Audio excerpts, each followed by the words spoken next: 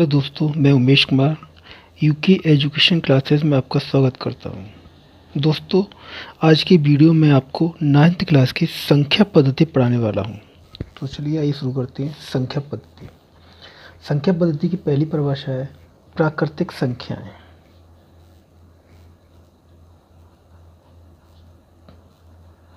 प्राकृत संख्याएं।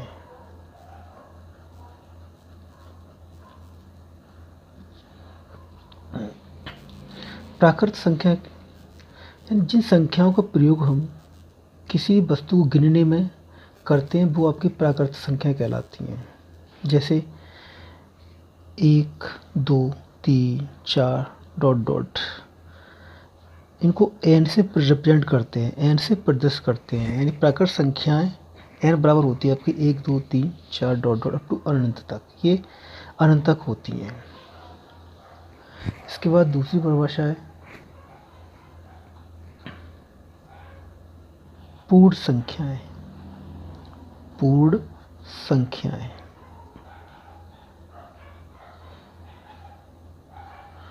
पूर्ण संख्या क्या होती हैं? अगर हम प्राकृतिक संख्याओं के आगे जीरो और लगा दें, अगर हम प्राकृतिक संख्याओं के आगे जीरो और लगा दें तो वो हमारी पूर्ण संख्या बन जाती है। यानी पूर्ण संख्या आपको जीरो से शुरू होती हैं। प्राकृतिक संख्याएं 1 से शुरू होती है और पूर्ण संख्याएं आपकी जीरो से होती हैं। जैसे 0, 1, 2, 3, 4, 5 dot dot up to infinity. इसको हम डब्लू से प्रदर्शित करते हैं। डब्लू से देखिए, प्राकृतिक संख्याओं में 1 से शुरू हो रही है और पूर्ण संख्याएं आपकी 0 से शुरू हो रही हैं। 0, 1, 2, 3, 4, 5 डॉट डॉट अप टू अनंत तक चलती हैं ये। इसी आपकी तीसरी परिभाषा है हमारी पूर्णांक। पूर्णांक। पूर्णांक यानी इंटीजर नंबर्स। तो इंटीजर नंबर्स क्या होते हैं? अगर हम ये हमारी जो पूर्ण संख्या, इन संख्याओं को ले लें और ऋणात्मक संख्याओं को ले लें तो उनका जो संग्रह होगा, उनका जो ग्रुप होगा, वही आपकी पूर्णांक कहलाती हैं। जैसे 0 plus minus 1 plus minus 2 plus minus 3 plus minus 4 dot dot up to इन्फिनिटी। यानी इसमें पूर्ण संख्याएं भी होती हैं और माइनस की संख्याएं भी होती हैं। तो पूर्णांक आपके, पूर्णांक को हम 3 भागों में बांट सकते हैं। पहला भाग है हमारा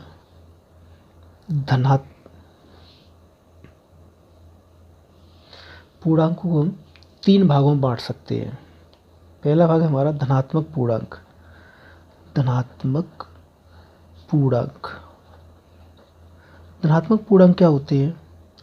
यानी सभी धनात्मक संख्याएं, सभी धनात्मक संख्याएं आपकी धनात्मक पूर्णांक कहलाती हैं। जैसे +1, +2, +3, +4 डॉट डॉट, ये सभी आपकी धनात्मक संख्या है।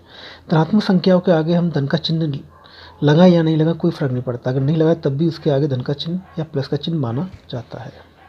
दूसरी नंबर पे हमारी इसी में ऋणात्मक पूर्णांक। ऋणात्मक पूर्णांक। ऋणात्मक पूर्णांक क्या होती हैं? यानी वे संख्याएं जो ऋणात्मक होती हैं, नेगेटिव होती हैं, यानी जिनके आगे माइनस लगा होता है, वो सब आपकी ऋणात्मक पूर्णांक कहलाती हैं। जैसे -1, -2, -3, -4 dot dot up to infinity. ये आपकी ऋणात्मक पूर्णांक कहलाती हैं। और तीसरी है आपकी शून्य। तीसरे नंबर पर आती है आपकी शून्य। शून्य हमारी पूर्णांक के अंतर्गत आती है। शून्य हमारा पूर्णांक के अंतर्गत आता है, लेकिन ये ना तो धनात्मक है और ना ही ऋणात्मक होता है। ना तो ये धनात्मक होता है, ना ही ऋणात्मक होता है। तो इस तरह से आपने देखा पूर्णांक जो होते हैं वो आपके धन पूर्णांक, ऋणात्मक पूर्णांक और शून्य, 3 भागों से मिलकर बने होते हैं। अगली परिभाषा है हमारी परमेय संख्याएं। अगली परिभाषा है परमेय संख्याएं। तो देखते हैं परमेय संख्याएं। परमेय संख्याएं कौन सी होती हैं उन्हें देखते हैं। परमेय संख्याएं। परमेय संख्याएं, इनको हमने पिछली क्लासों में पढ़ा है। परमेय संख्या यानी वे संख्याएं जो संख्याएं p/q के रूप में होती हैं। जो संख्याएं p/q के रूप में होती हैं वो आपकी परमेय संख्याएं कहलाती हैं। जहाँ q का मान 0 के बराबर नहीं होना चाहिए। जहाँ q का मान 0 के बराबर नहीं होना चाहिए, अर्थात जो भिन्न के रूप में जो संख्याएं होती हैं आपकी, जैसे 1/2, 2/3, 4/5, ये आपकी परमेय संख्याएं कहलाती हैं। यानी भिन्न भी आपके परमेय संख्याओं का ही एक रूप होता है, तो ये आपकी परमेय संख्या कहलाती है। यानी जो संख्याएं p/q के रूप में होती हैं वो आपकी परमेय संख्याएं कहलाती हैं। कंडीशन ये है कि नीचे की जो संख्या है वो आपकी कभी भी 0 नहीं होनी चाहिए। परमेय संख्या की कुछ और कंडीशन है जी, कुछ कंडीशंस हैं। जैसे पहली कंडीशन है सभी भिन्न परमेय संख्याएं होती हैं। मैंने भी बताया था आपको, यानी जो संख्याएं भिन्न के रूप में होती हैं वो आपकी परमेय संख्याएं कहलाती हैं। शून्य एक परमेय संख्या है। शून्य एक परमेय संख्या है। शून्य एक परमेय संख्या कैसे है बताता हूँ। देखिए, ये आपका कोई शून्य है, अगर इसके नीचे हम 2, 5 या 15 डॉट डॉट किसी भी संख्या का भाग दें तो हमारी ये परमेय संख्या के रूप में तो बन गई। लेकिन अगर हम 0 में किसी का भाग देते तो बराबर आपका 0 ही आता है, बराबर 0 ही आता था। तो किसी भी संख्या का 0 में भाग देने पर हमारे 0 पर कोई प्रभाव नहीं पड़ता है। तो अतः ये हमारी परमेय संख्या है। 0 एक हमारी परमेय संख्या है। शून्य ना तो धनात्मक परमेय संख्या है और ना ही ऋणात्मक परमेय संख्या है। शून्य परमेय संख्या तो है, लेकिन वो ना तो धनात्मक और ना ही ऋणात्मक है, बल्कि एक वो पूर्णांक परमेय संख्या है। दो परमेय संख्याओं के मध्य अनेक परमेय संख्या होती हैं। दो परमेय संख्याओं के बीच अनेक अनंत परमेय संख्याएं होती हैं। सभी परमेय संख्याएं भिन्न नहीं होती। कंडीशन है सभी परमेय जो संख्या होती हैं वो भिन्न नहीं होती, परंतु सभी भिन्न परमेय संख्याएं होती हैं। देखिए, 2 एक परमेय संख्या है, लेकिन 2 परमेय संख्या है और 2/5 ये भी परमेय संख्या है। तो सभी परमेय संख्याएं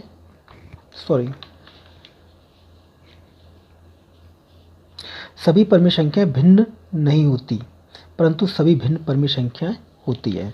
जैसे 2 आपकी परमेय संख्या लेकिन ये भिन्न नहीं है, लेकिन 2/5 एक परमेय संख्या है और भिन्न है। यानी सभी परमेय संख्याएं भिन्न हो सकती हैं, लेकिन सभी भिन्न परमेय संख्याएं नहीं होंगी। अगला है पूर्ण संख्याएं परमेय संख्याएं होती हैं। जो पूर्ण संख्याएं होती हैं, यानी पूर्ण संख्या अभी हमने पढ़ा था 0, 1, 2, 3, ये आपकी पूर्ण संख्याएं हैं। तो सभी पूर्ण परमेय संख्याएं होती हैं, परंतु परमेय संख्याएं पूर्ण संख्याएं नहीं हो सकती। ये परमेय संख्या की कुछ कंडीशंस हैं। इसके बाद आगे चलते हैं। परमेय संख्याओं के बीच दो परमेय संख्याओं के मध्य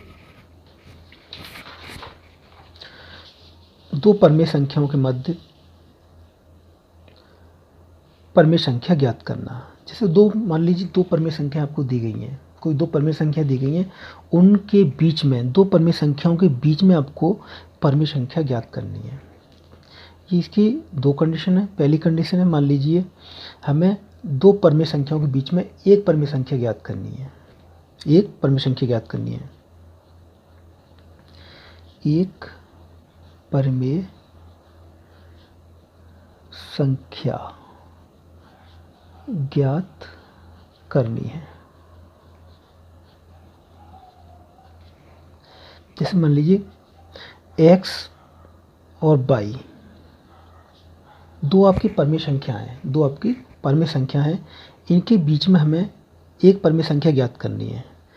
तो मध्य की परमेय संख्या के लिए मध्य की परमेय संख्या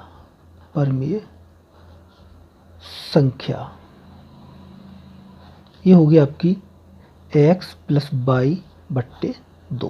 एक्स प्लस वाई बट्टे 2, यानी हम दोनों संख्या को जोड़ दें और जोड़ के 2 का भाग दे दें तो दोनों परिमित संख्याओं के बीच की परिमित संख्या ज्ञात हो जाएगी। इसको एक उदाहरण लेके देखते हैं, एक एग्जाम्पल लेके देखेंगे। मान लीजिए कोई संख्या है आपकी 4 व 5 के बीच की परिमेय संख्या ज्ञात कीजिए। ये क्वेश्चन हमारा 4 व 5 के बीच की परिमेय संख्या ज्ञात कीजिए। तो सॉल्यूशन देखते हैं इसका। मान लीजिए x बराबर आपका 4 हो जाएगा और y बराबर आपका 5, दो परिमेय संख्या है, इनके हमें बीच की परिमेय संख्या ज्ञात करनी है। तो मध्य परिमेय संख्या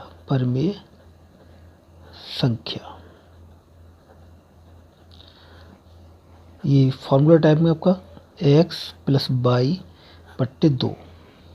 तो x का मान आपका है 4 और y का मान 5 बट्टे 2 बराबर हो जाएगा आपका ये 4 और 5 9 बट्टे 2, यानी ये 9 बट्टे 2 आपकी परिमेय संख्या हो जाएगी 4 और 5 के बीच की या मध्य की, यानी 4 और 5 के मध्य की परिमेय संख्या आपकी 9 बट्टे 2 हो जाएगी। एक और एग्जाम्पल लेते हैं, एक उदाहरण लेकर और देखते हैं।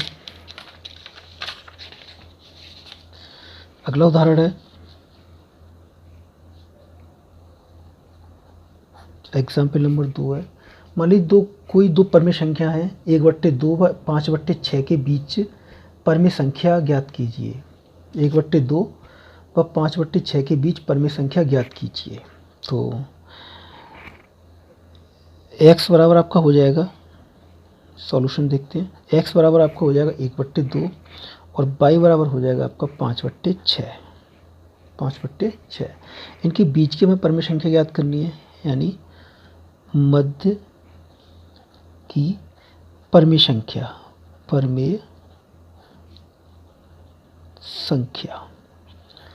ये बराबर आपकी हो जाएगी, सूत्र पहले x प्लस वाई बट्टे 2। तो x का मान 1 बट्टे 2, y का मान 5 बट्टे 6, दोनों का लासा ले लेंगे, 6 लासा आ जाएगा, 2 का भाग 6 में 2 तिया 6, 3 एकम 3 प्लस 5 बराबर हो जाएगा 5 और 3 8 बट्टे 6। अगर ये संख्या कट रही तो इसे काट भी सकते हैं हम, तो 2 चौक 8 और 2 तिया 6, तो बराबर 4 बट्टे 3।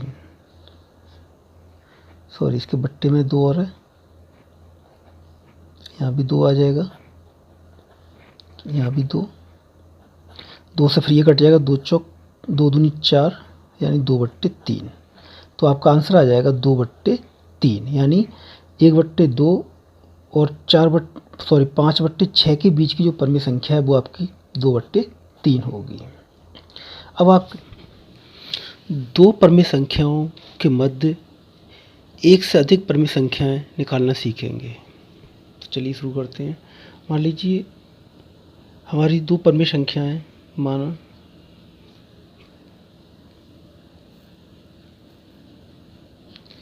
x तथा y दो परिमेय संख्याएं हैं। इनके बीच में हमें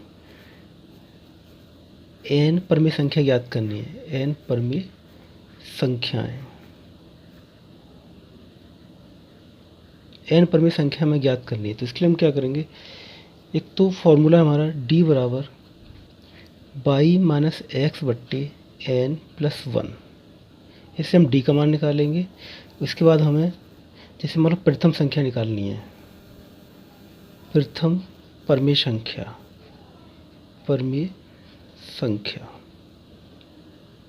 तो ये हो जाएगी बराबर x प्लस डी। ऐसे अगर सेकंड द्वितीय निकालनी है तो ये हो जाएगी x प्लस 2d। ऐसे अगर थर्ड निकालनी है तो ये हो जाएगी आपकी थर्ड बराबर x प्लस 3d। तो इस तरह से हम इस सूत्र का इस्तेमाल करके दो परिमेय संख्याओं के बीच एक से अधिक परिमेय संख्या ज्ञात कर सकते हैं। तो इसको चलिए एक एग्जाम्पल लेके देखते हैं। एग्जाम्पल है हमारा 3/5 व 2/3 के बीच 4 परिमेय संख्याएं ज्ञात कीजिए। संख्या हमारी 3/5 व 2/3 के बीच 4 परिमेय संख्या ज्ञात करनी है हमें। 4 परिमेय संख्याएं हमें 4 परिमेय संख्या ज्ञात करनी है। तो x बराबर हमारा हो जाएगा 3/5 सॉरी और y बराबर हो जाएगा 2/3। पहले हम d निकालेंगे। d बराबर हमारा होगा y माइनस के x बट्टे n प्लस के 1। n बराबर हमारा हो जाएगा 4। हमें 4 परिमेय संख्या निकालनी है। तो बराबर ये हो जाएगा 2/3 माइनस 3/5 बट्टे 4 प्लस के 1 बराबर, इन दोनों का लासा ले लेंगे। 3 और 5 का लासा 15 हो जाएगा। इसका गुणा में कर देंगे 5 दूनी 10 माइनस 3 तिरका 9 बट्टे 5। तो ये हो जाएगा बराबर 1/15 गुणा 5। ये वाली संख्या यहाँ पे आ जाएगी। तो बराबर d बराबर आपका हो जाएगा 1/15 पन्ना 75। तो d बराबर 1/75 हो जाएगा। हमें 4 परिमेय संख्या ज्ञात करनी है। तो पहली हो जाएगी फर्स्ट परिमेय संख्या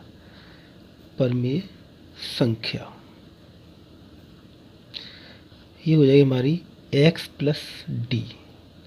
तो x का मान है हमारे पास 3/5 प्लस d का मान है 1/75। हम दोनों का लासा लेंगे तो 75 लासा आ जाएगा।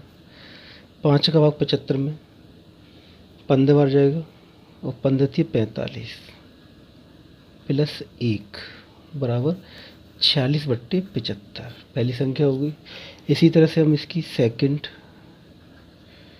संख्या निकल जाएंगे। तो ये हो जाएगी x प्लस 2d बराबर x का मान 3/5 और d का मान 2 इंटू 1/75। तो इन दोनों का लासा 75 हो जाएगा। लासा 75 तो इसका भाग 15 बार जाएगा। 15 तिया 45 प्लस 2 बराबर 47/75। इसी तरह से हम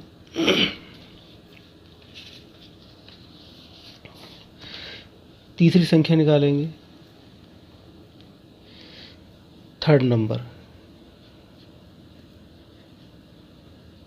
थर्ड संख्या हमारी हो जाएगी x प्लस 3d यानी x का मान 3/5 और d का मान 3 इंटू 1/75। इन दोनों का लासा 75 आ जाएगा। 15 बार भागेगा 15 थी 45 हो जाएगा ये प्लस 3 यानी 48/75। और चौथी हो जाएगी हमारी फोर्थ संख्या बराबर x प्लस 4d यानी 3/5 प्लस 4 गुणा 1/75 बराबर हो जाएगा। एलसीएम 75 आ जाएगा दोनों का। तो 15 थी 45 प्लस 4 बराबर 49/75। तो इस तरह से हमारी चौथी संख्या और ये आपकी ये पहली संख्या और ये दूसरी संख्या, यानी ये आपकी पहली, ये दूसरी, ये आपकी तीसरी और ये चौथी 4 परिमेय संख्या निकल आई। इसको निकालने की दूसरी विधि है, द्वितीय विधि है, सेकंड विधि। एक दूसरी विधि है, उसको भी देख लेते हैं। हमें क्या करना है, 3/5 व 2/3 इनके बीच में 4 संख्या ज्ञात करनी है।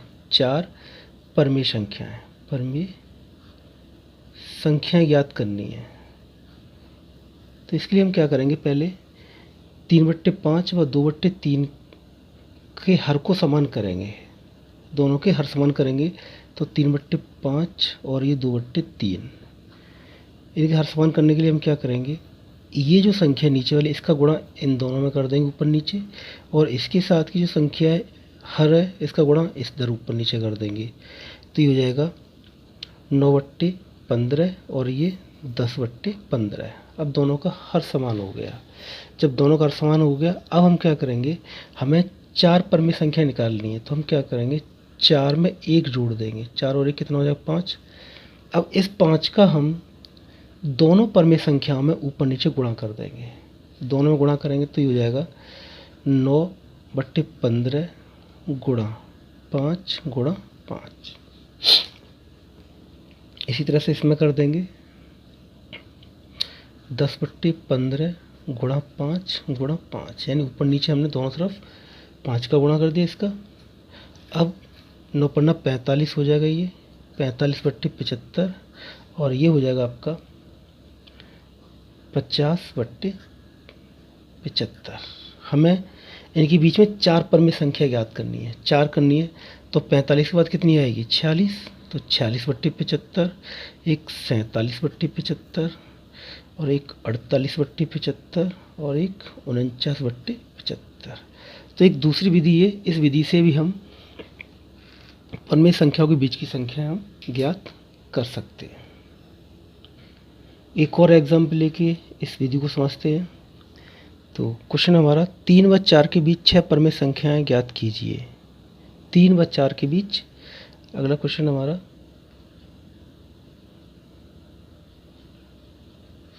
3 व 4 के बीच 6 परमी संख्याएं ज्ञात कीजिए।